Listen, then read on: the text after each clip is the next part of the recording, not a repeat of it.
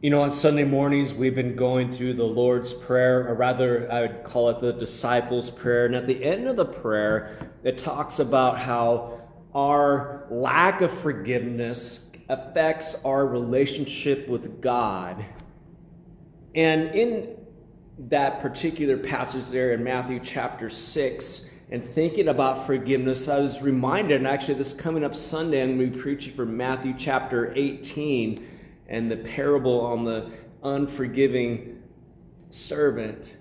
And with that, right before that passage in Matthew 18 is a passage in which we often refer to as church discipline, but really is, when you look at the passage, it's talking about restoration between a wrong that someone does against me and how I should involve others in it if they don't respond to me when I go to them personally.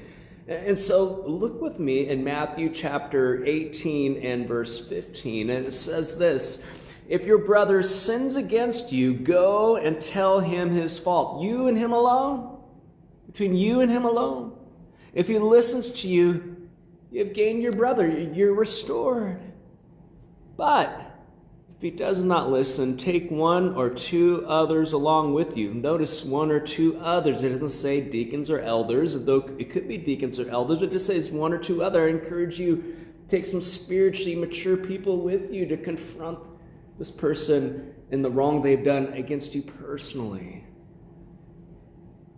If he doesn't listen to them again, take one or two others along with you, that every charge may be established by the evidence of 2 or 3 witnesses.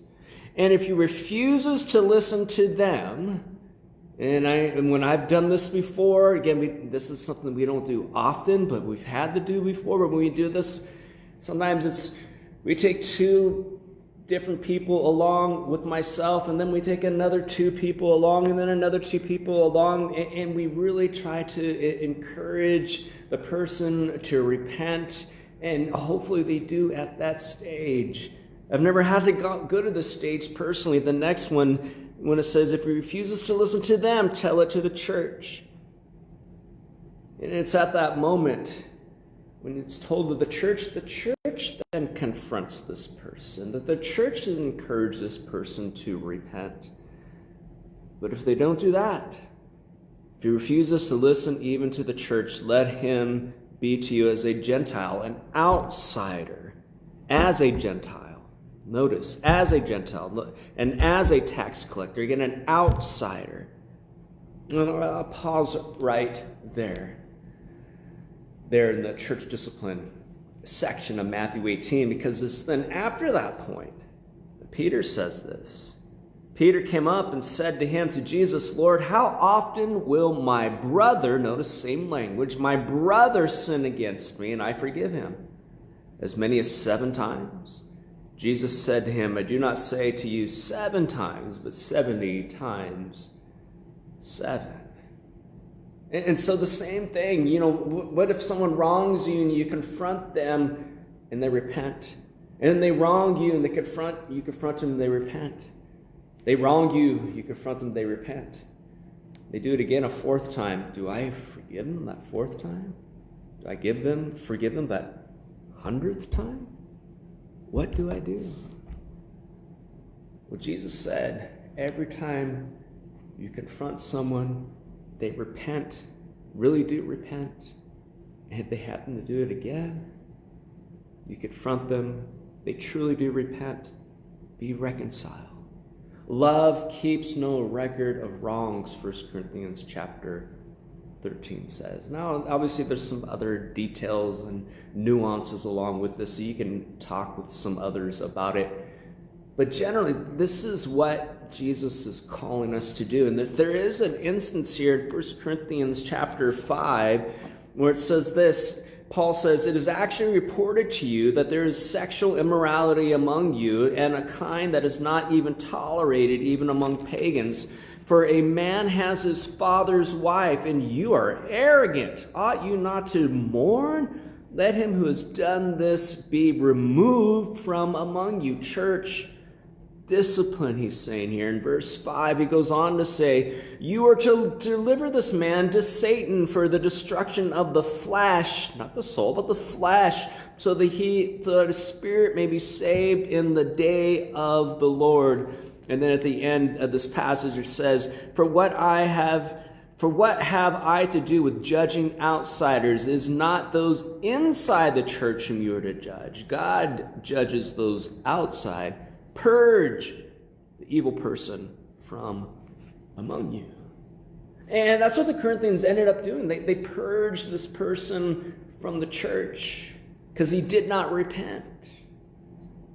But later on, after this purging, he did repent.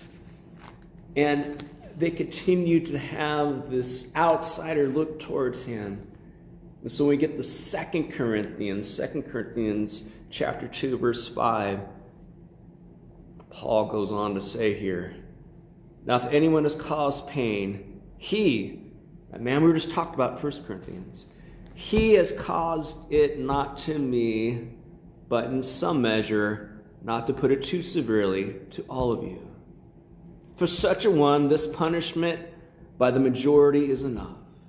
So you should rather than forgive, comfort him, or he may be overwhelmed by excessive sorrow. So I beg you to reaffirm your love for him, again, the sexually immoral person that repented. For this is why I wrote, that I might test you and know whether you are obedient in everything. Anyone whom you forgive, I also forgive. Indeed, what I have forgiven, if I have forgiven anything, has been for your sake in the presence of Christ, so that we would not be outwitted by Satan, for we are not ignorant of his designs. So in closing, Paul is saying there that if someone does repent, but we keep them in an unforgiven state, we keep them as outsiders, we don't show love towards them, we just continue to push them aside, Satan can use that unforgiving spirit and actually bring the church down, bring the fellowship of believers down. And so there is the main point of discipline, of confronting others, is forgiveness and reconciliation. So I want to encourage you with that this week. Is there somebody whom you have confronted and they had repented, but you continue to push away? I want to encourage you with the strength of Jesus Christ to forgive that person. Thank you for joining me.